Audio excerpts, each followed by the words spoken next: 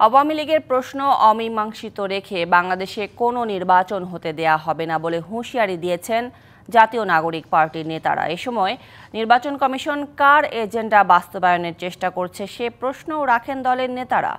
আওয়ামী লীগের বিচার, নিবন্ধন বাতিল এবং রাজনৈতিক কার্যক্রম নিষিদ্ধ করার দাবিতে বিক্ষোভ সমাবেশে এসব কথা বলেন তারা। তরুণদের দলটির কেন্দ্রীয় নেতারা আরও বলেন, আওয়ামী লীগের নিবন্ধন বাতিল করে দেশ থেকে নিশ্চিহ্ন করে দিতে হবে। যারা ফ্যাসিস্ট দলটিকে পুনর্বাসিত করার চেষ্টা করছে তাদের বিরুদ্ধে কঠোর ব্যবস্থা নেওয়ার আহ্বানও জানান তারা।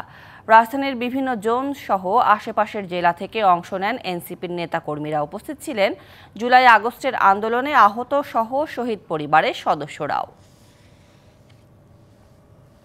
ডক্টর মোহাম্মদ ইউনূস, আপনি এই আহত এবং শহীদদের রক্তের উপরে দাঁড়িয়ে আমরা আপনাকে ক্ষমতায় বসিয়েছি। আমরা আপনার কাছে কোনো অনুরোধ করছি না, আমরা কোনো দাবি করছি না, আমরা আমাদের সিদ্ধান্ত জানিয়ে দিচ্ছি, আওয়ামী লীগকে নিষিদ্ধ করতে হবে।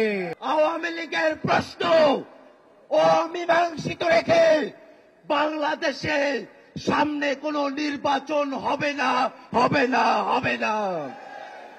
সরকারের কাছে সর্বশেষ মেসেজ জানিয়ে দিতে চাই, আওয়ামী লীগকে, আওয়ামী লীগের দোসরদেরকে আইনের হাতে তুলে দিন।